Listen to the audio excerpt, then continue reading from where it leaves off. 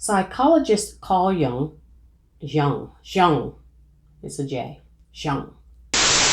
People get scared when they hear the word shadow. They see it as a scary, evil thing that they need to stay away from, which is far from the truth. What is shadow work and why are people afraid of doing it? Welcome back to SuesSpace. If you're new here, welcome. And if you are a returning subscriber, thank you for being here. I am so grateful for your support. This channel was created for young people so that they could have a space to talk about their struggles and challenges. So don't forget to hit the subscribe button and tap the notification bell so that you are notified every time I upload.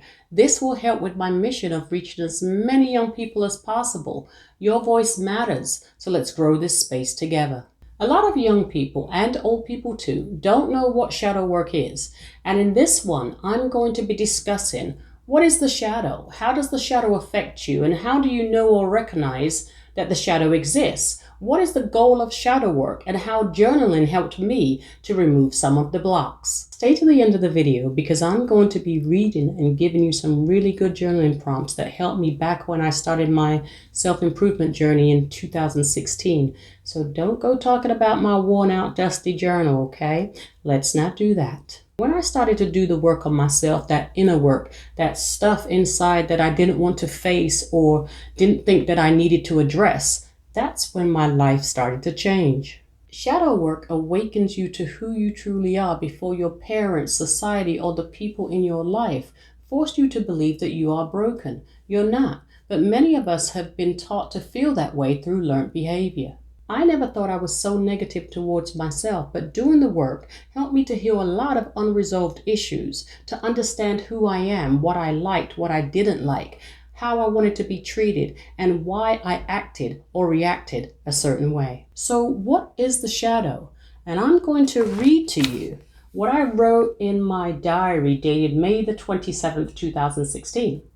Psychologist Carl Jung described it as the unconscious or disowned side of our personality that we repress, push down, and hide from the world. It's the parts of ourselves that we reject and haven't faced, the parts of our identity that we ignore. The shadow is any part of you that you do not see, acknowledge, or accept about yourself. It's any traits that you're embarrassed or ashamed about that you hide from everyone else. For example, if as a child you were yelled at, dismissed, criticized, your thoughts were laughed at, you heard statements like, "Stop crying or I'll give you something to cry about," then as an adult, you'll grow up believing to make others happy or comfortable, you shouldn't cry, you shouldn't show your emotions or talk about your feelings because you feel like you have to repress your emotions to be loved because that's what you were taught. You may grow up being scared to open up, to show emotions. You'll lack emotional intelligence because you won't feel safe showing your emotional side because of the reaction that you received as a child. So what happens to all those emotions? You suppress them. You pack them all up and put them in the corner of your psyche, your mind, and then you label them "do not touch." You'll grow up believing to make others happy or comfortable, you shouldn't cry, you shouldn't show your emotions or talk about your feelings because you feel like you have to repress your emotions to be loved because that's what you were taught. When children see their shadow for the first time, everyone thinks it's cute. But when it comes time to face the shadows in your own life, all of a sudden, the word shadow scares the crap out of you. Young people, it's necessary to do the work, and the first thing that needs to be talked about is self-acceptance.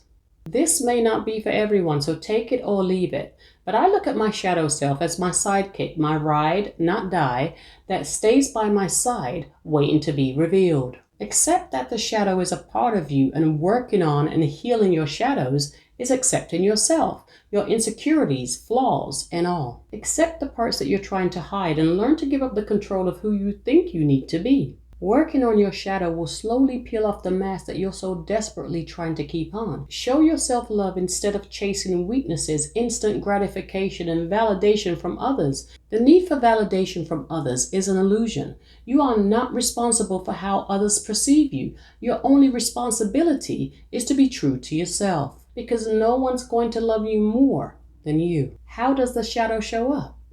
Sometimes you push parts of yourself so far down and forget about it until it starts affecting your behavior and life experiences. Your unhealed shadow self can cause so much drama in your life.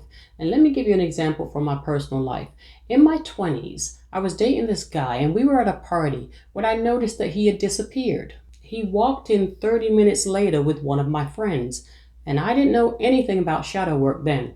And my insecurities, anger, and jealousy kicked in. And let me tell you, I followed that girl to the bathroom and went straight gangster on her. I asked no questions. They were completely innocent, and I was completely embarrassed.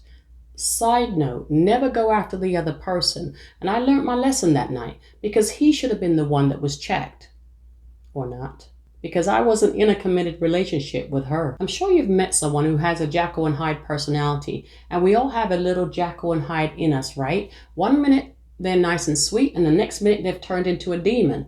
Well, that was me before I started my shadow work. I didn't like that part of me, the part of my shadow that was angry, jealous, and insecure. It was learned behavior. I observed it from my parents. I had abandonment and trust issues and lacked communication, because if I had simply asked where they had been, I would have found out that they went to the store to buy more drinks for the party. The energy of the shadow is unbalanced and unstable, and the goal of shadow work is to help you to release and heal any judgments and limited beliefs of yourself and others that may have developed from past experiences, society, the media, religion, family, race, or negative self-talk. Whatever you do, try not to judge your shadow. Try to catch yourself when you find yourself becoming more pessimistic, doubtful of your gifts and abilities, or self-sabotaging. Try not to judge yourself by saying things like, I'm not good enough, or I'm a terrible person for being jealous or insecure.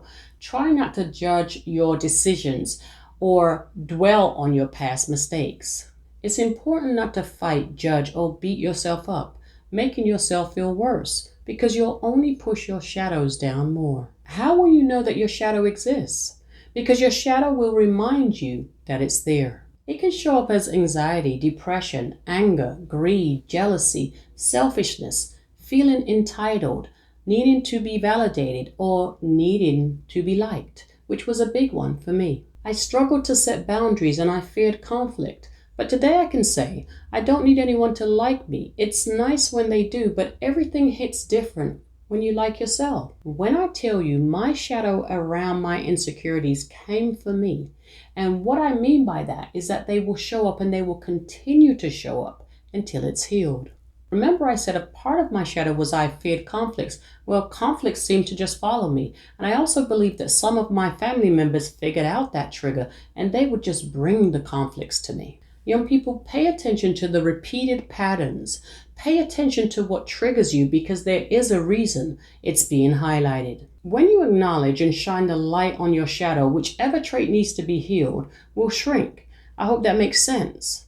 If you don't face the shadow that's in front of you, it will never go away, and it will start a domino effect in your life by blocking or shutting down certain parts of your chakras. And I can talk about chakras in another video. Let me know below if you're interested. So how will you know your shadow exists? Your reactions will show you your triggers easily, and when it does, you'll be able to spot your shadow by how you react. We all have shadows, but once you learn yours, be careful not to project them onto others, which seems to be the flex these days. And it's sad, but some people do this intentionally. So just know, whatever you dislike in someone else, it's in your shadow to be healed somewhere, because otherwise it wouldn't bother you. For example, if someone knows how to express their emotions, they're strong and confident, and you're someone who struggles with self-esteem, you don't know how to express your emotions or show vulnerability, them being emotionally available will become a trigger for you, because you were taught to suppress all your emotions, to bottle up all that energy, but they haven't. Your shadows can be triggered by others who are emotionally available, who know their self-worth because of your insecurities. You seeing them as balanced will bother you. It took me years to understand the concept of projection. And young people, what I can tell you is pay attention to what you're projecting onto others and into the world. If you've ended a relationship of any kind, and that person is going around gossiping, saying you're a liar, you're a cheater, you're money hungry, you're whatever it is, and those traits are everything that they were and everything that you weren't, then that's projection. It's not right to try to knock someone down because they've transformed and you haven't yet. Be the best that you can be. You can heal your shadow too. There's nothing stopping you. All you need to do is put in the effort. Shadow work includes taking an honest look at your limited beliefs, the things you say, think, or perceive of yourself or others that could be holding you back. It's important to remember every shadow may not have been born in your childhood. Without going too deep, it can also be born in your past lives or in a later relationship that you've had to heal from. Stepping into my power was one of my biggest shadows, but I know exactly when my fear of failure was born. I was one of the stars in my middle school play, which had a big write-up in our local newspaper. This led to other opportunities for me to be in commercials or adverts as they called them in the UK. And I later landed a part in a popular British children's drama series. My dreams of becoming an actress was looking up. One day we were filming and during a break, the director came over to me and said, "You're going to go very far." And the next thing I know, there was talent agencies calling my mother saying that I needed to put together a portfolio to elevate my career. She didn't believe in me, didn't support me, or just didn't want me to be great. But from that moment, there were so many emotions and limited beliefs that were born that I ended up repressing for years. I had thoughts I would never succeed. I wasn't good enough, and my dreams were too big. Maybe it was my mom's limited beliefs. Maybe she didn't have big dreams, or she couldn't see me becoming an actress because that's not what the family did. I didn't feel like I was capable of achieving anything after that, and my repressed emotions caused me to dumb down and make myself small. And in my adult years, I was afraid to step into my power. What helped was writing down everything that I felt was holding me back and working on the parts of me that I had repressed. Shadow work helps you wake up to the games, to become more confident in who you are, to heal the parts of you that allows what others say or do to trigger you. Young people, notice the next time you have a big dream or a big goal that seems unreachable or unattainable. Your mind is going to go straight to a limited belief because that's a safe place for you to fear taking a step or taking a risk towards your goals. It will happen every time. So notice the shadow, recognize the limited beliefs, and face your fear and do it anyway. Take those steps towards your goals. Write down the parts of you where you feel that your needs weren't met. There's a series I like to watch on Hulu called Unprisoned. It's starring Kerry Washington and she plays a therapist. But without spoiling too much of the storyline, her family's a mess. And every time she goes through a struggle or a challenge, her inner child shows up, her younger self. And the thing I love about her younger self is that she's always supportive. Yes, shadow work is uncomfortable, but it's necessary. So make sure you're giving yourself all the support you need and be willing to change. Don't be so serious about everything. It makes it easier to self-attack. Have a sense of humor. I laugh at myself all the time. I'm hilarious. Young people, move out of your own way. Move out of survival mode and start working on your shadow self so that you can embrace the higher version of yourself, the true version of yourself that you were born to be. So let's recap. And this would be the time to grab your journal or a pen and piece of paper if you don't have one to write down these journal prompts. What am I insecure about and why? Why do I portray a fake image, or why am I afraid to be my true self? We all have a dark side, so face yours without judgment and ask yourself, how does my shadow influence or affect my behavior? What parts of myself do I dislike, judge, or fear? Catch your emotional triggers before you act out on them and ask yourself, what makes me angry or defensive? How do you think about your past failures and do you speak negatively about them? Sit with yourself and answer them openly and honestly, and you may start crying, feel emotional, and that's okay. Crying is healing. Write down what part of you you want to heal, or why do I care so much of what others think of me?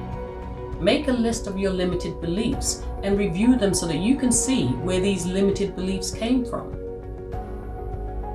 Write down what behaviors and emotions were judged by your parents. When do you feel the most shame or guilt? How did your parents break your heart? How does your past traumas affect your current relationships? What is something your parents did that damaged your idea of a relationship?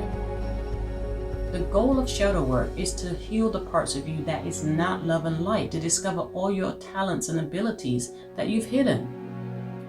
So catch your emotional triggers before you act out on them, and ask yourself, what negative self-talk, self-blame, self-doubt have you told yourself today? What emotion do you feel the most that you wish you didn't? Who are you jealous of and why? And what are some things that you need to forgive yourself for?